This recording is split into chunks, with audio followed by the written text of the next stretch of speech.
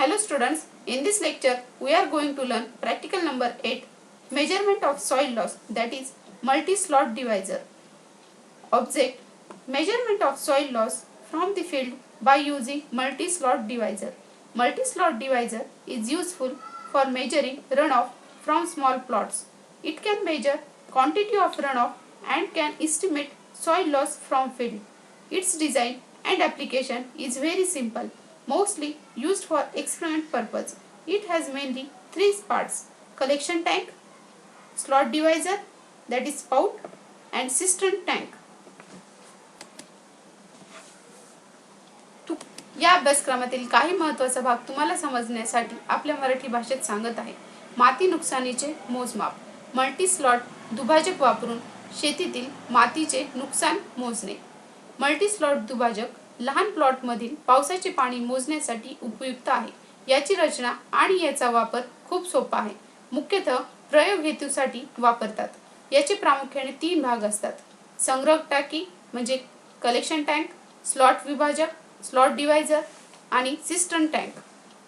Coming to first part, that is collection tank. The collection tank is used to collect the runoff water from the plot.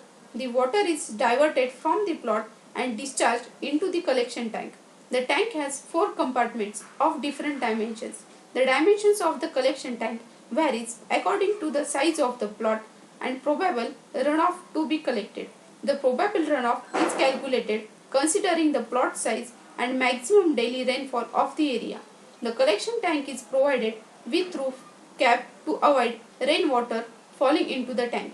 The tank is provided with a provision to attach slot divisor. Collection टँकचा उपयोग भूखंडावरील पाणी गोळा करण्यासाठी केला जातो. पाणी प्लॉटमधून वळून संकलन टाकीमध्ये सोडले जाते. टाकीमध्ये वेगवेगळ्या आकाराचे 4 कप्पे आहेत. संकलन टाकीचे आकारमान संकलित करण्याच्या विस्तृत आणि संभाव्य पावसाच्या आकारानुसार भूभागाचा आकार आणि त्या जास्तीत जास्त दैनंदिन पावसाचा विचार करता संभाव्य पावसाचे पाणी मोजले जाते. पावसाचे पाणी टाकीमध्ये पडण्यापासून टाळण्यासाठी छप्पर टाकण्याची सोय केली जाते. Coming to second part, slot divisor. The slot divisor with number of slots is used for experimentation in which one slot is connected to the cistern tank. The divisor is always provided with the odd number of slots. The number of slots are decided as per the volume of water is collected from the experimental plot. Larger the quantity of runoff, more are the slots, and vice versa. It is also covered with cap on its top. The middle slot connected to the cistern tank to collect excess runoff. Then third part, cistern tank. It is the tank connected to the slot divisor to collect the runoff water for final measurement. The capacity of the cistern tank is decided as per the probable runoff and number of slots. दुभाजक जोडण्यासाठी टँकची तरतूद केली आहे. Slot संख्येसह slot विभाजक प्रयोगासाठी वापरले जाते, ज्यात एक स्लॉट सिस्टर्न टँकशी जोडलेला आहे. प्रायोगिक भूखंडातून पाण्याचे प्रमाण किती प्रमाणात घेतले जाते त्यानुसार स्लॉटची संख्या निश्चित केली जाते. सर्वात जास्त पावसाचे प्रमाण स्लॉट आणि त्या उलट आहे. हे देखील त्याच्या शीर्षस्थानी झाकलेले आहे. जास्त पाणी गोळा करण्यासाठी सिस्टर्न टँकला जोडलेला मध्यम स्लॉट जास्तीचे पावसाचे पाणी गोळा करण्यासाठी असतो. Coming to the procedure. First one, select the particular field from where soil loss is to be measured. Second, generally the dimensions of the field are selected as 15 by 4 meter. Third, mark the plot boundary by erecting galvanized iron sheets along the boundary of plot such that no runoff water will enter into the experimental field. Number 4, the runoff collection channel is constructed to divert the runoff water toward collection tank. Fifth point, pipe is used to convey the runoff water into the tank. Sixth, last point, at the end of the plot, pit is excavated to install the multi-slot assembly to collect runoff water and runoff sample.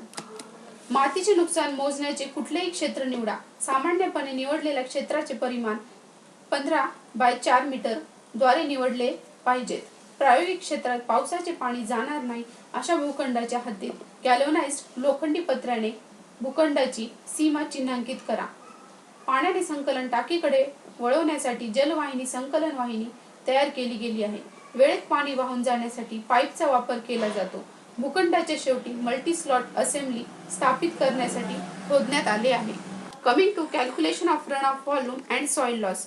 Run off volume.